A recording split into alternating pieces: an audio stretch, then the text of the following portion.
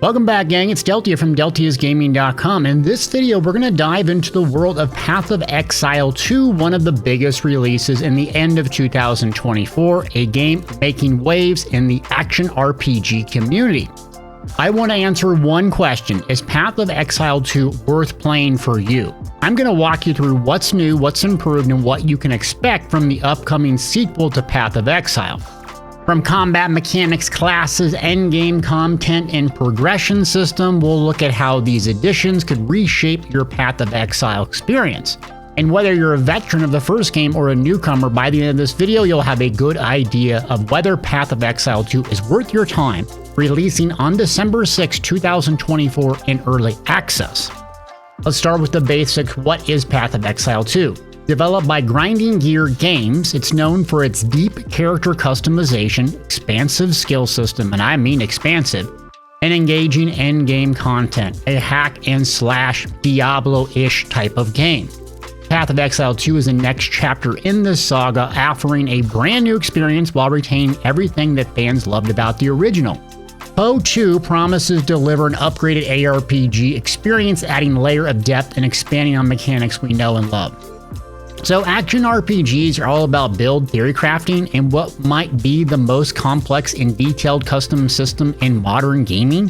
While Path of Exile 2 delivered on a comprehensive build crafting, POE2 is just mind-blowing and expands on these systems dramatically, making it unrivaled in my opinion for folks who love build customizations. While Path of 2 will be a free-to-play game once it's fully out, which we don't know what that date will be, players can join early access with supporter packs for various costs, and you get standard goodies in-game. The cheapest version is about $30 roughly, so December 6th, 2024, when you're watching this, you'll have to buy something to play it, but it will be free to play when it fully launches. POE2 is a single-player game with up to 6-player co-op, if you have friends. And in a nutshell, if you want to skip the entire video, which you shouldn't, the main appeal of the Path of Exile series is that you have a never-ending progression system grind, with the most in-depth, detailed build, progression, customization possible.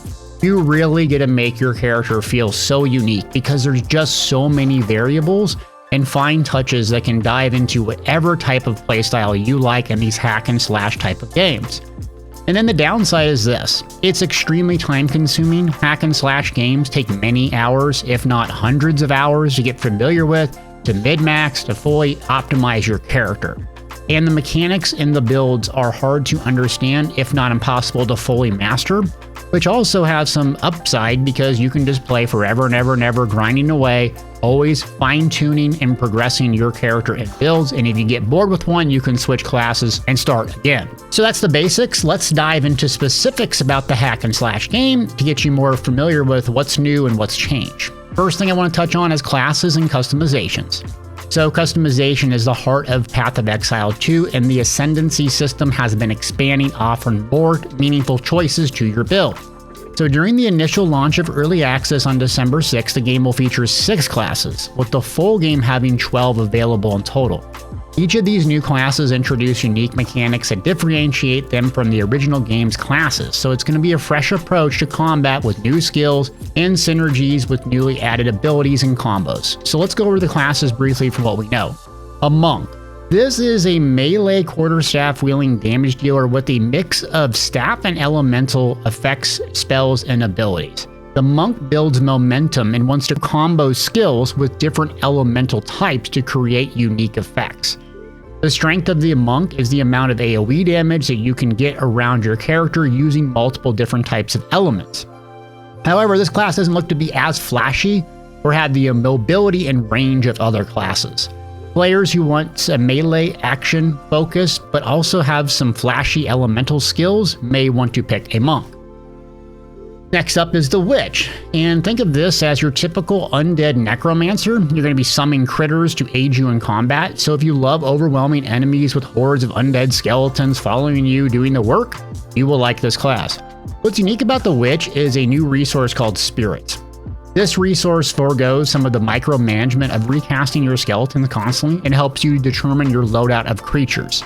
So if you want more waves of undead, weaker kind of summons just as a distraction, or you want to sacrifice them and blow them up, you can set this in a user interface. Or if you want some more heavy hitters and have less creatures overall, you can also set that. So you can get customizations based on what you want, and also it'll resummon and recast some of them.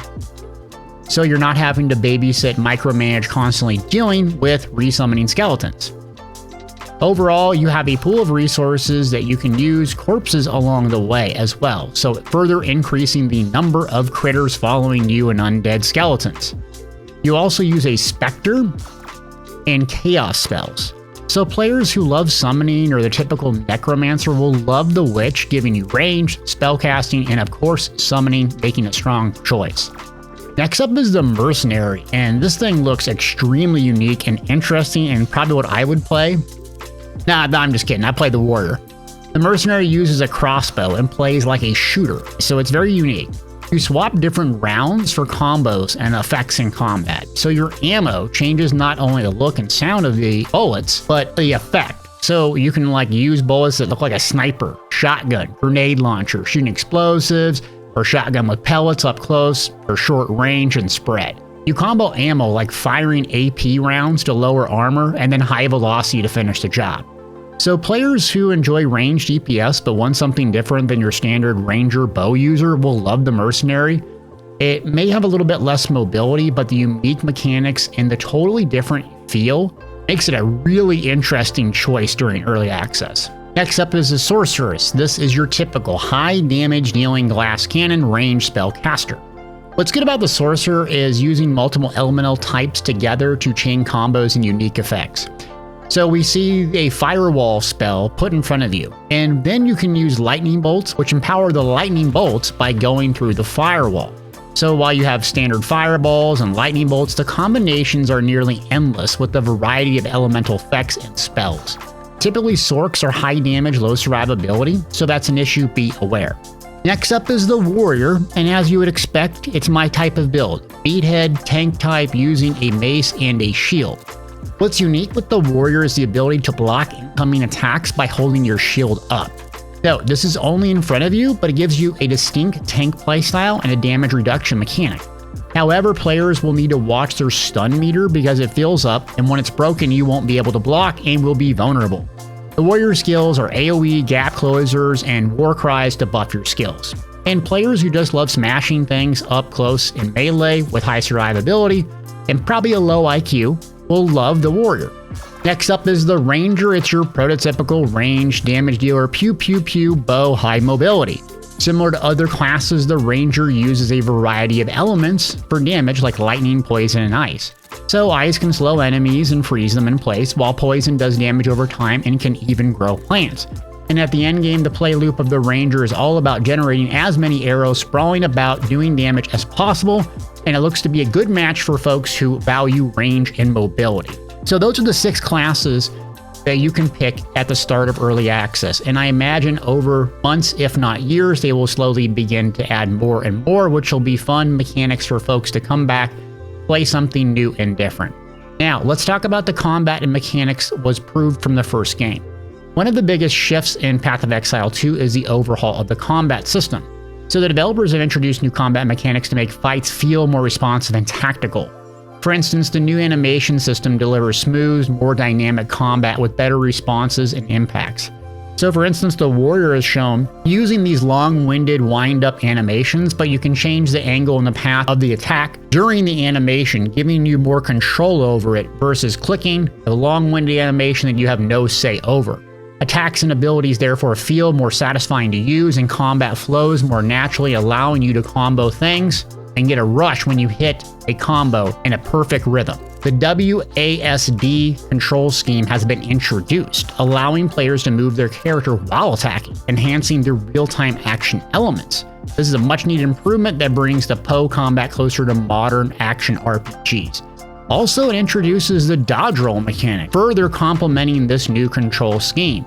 So much faster pace, much more movement and control. Moving on, let's talk about the skill system, and there's a lot added here, like the skill gen system has undergone significant changes in POE2. Unlike the first game where gems would need to be placed in specific sockets, POE2 introduces fixed socket gear, meaning you no longer need to worry about recoloring your sockets with jewelry orbs. This simplifies gear management aspect of the game and allows player to focus more on build creation and combat strategy. Now, we could go over all the different skill systems and mechanics, but in a nutshell, what's the strength of Path of Exile 2 is if there's a specific skill or a combo system, you can really customize about what seems like 4 to 5 systems to augment that specific skill, passive, and ability to further improve it and or change the effect of it. It could be from simple things like instead of shooting 1 grenade with the mercenary, you shoot 3, to more complex things. So as you progress, you can lean into what's fun, exciting, and powerful. Now that also is a downside because you have to know what to pick and why, or you're going to hamper your build, but you can respec at any time using gold, allowing a lot of customization and a lot of experimentation. Perfect for build and theory crafters that just love tinkering with their builds and or something that people do to make their build actually feel truly unique versus a cookie cutter, slot these 4 skills, these 3 gear sets, and you play like everybody else. So expect a lot of customization and some simplification to speed up your time in experimenting.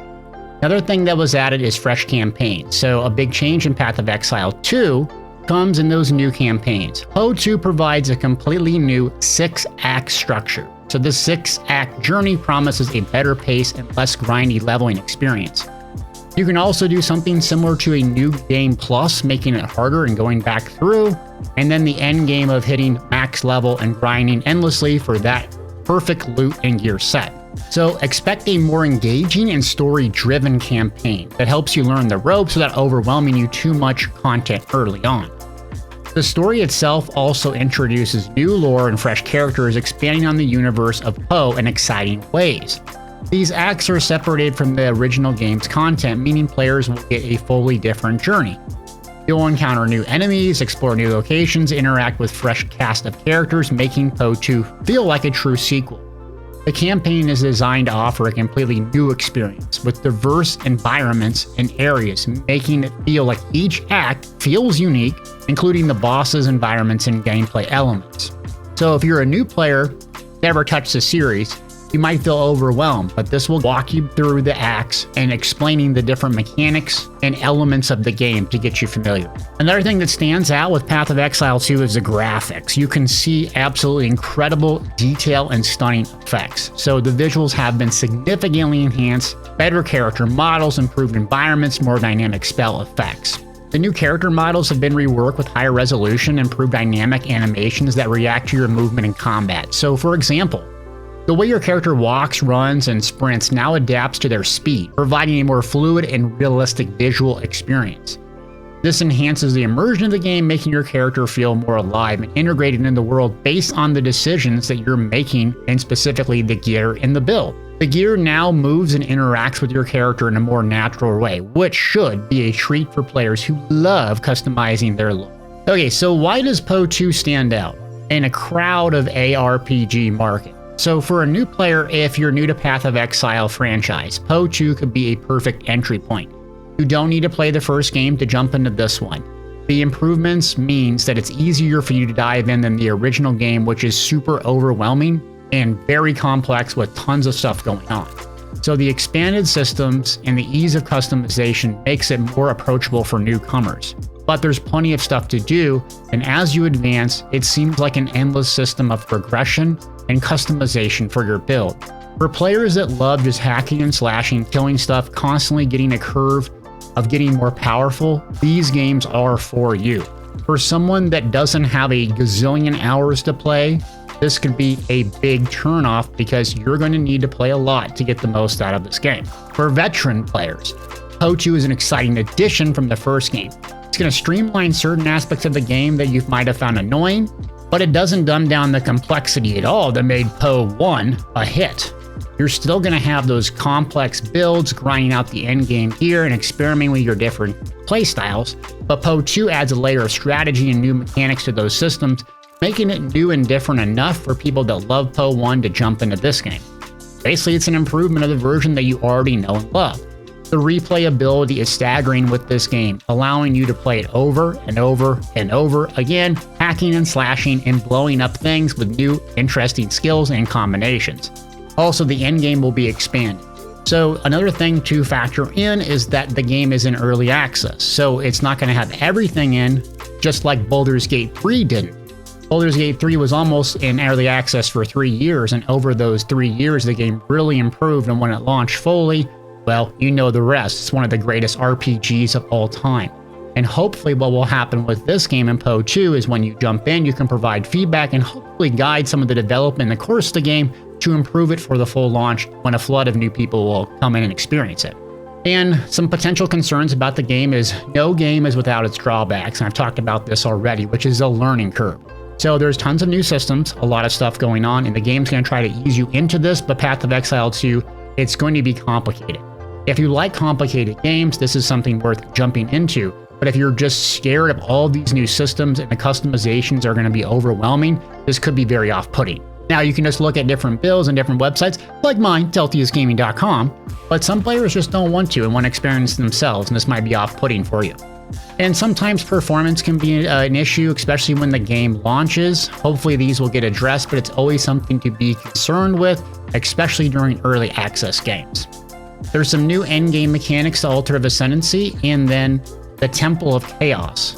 So these are two different ways to challenge yourself in terms of gameplay and your build and push your experience to new heights. So expect some different systems in Path of Exile 2 as the game expands, giving you a new endgame grind to focus on. So is Path of Exile 2 worth playing and upcoming in the end of 2024 and 2025? The answer is yes, if you love action RPG type of games, hacking and slashing, a little bit of story, and a lot of just killing and getting more powerful. The big attraction to these games are you constantly feel like an ever-ending progression treadmill, and sometimes it's good to get on that treadmill, but sometimes it can be frustrating when you don't know where your aim is. Your build is very complex, there's a lot of different variables and systems that go on. So hopefully you stick with the game if you like it. I'll try to come out with some guides to help guide and navigate players that are unfamiliar, but it's an early access game, so you might have to pony up some money or just wait over the course of the development until it fully releases and play it for free.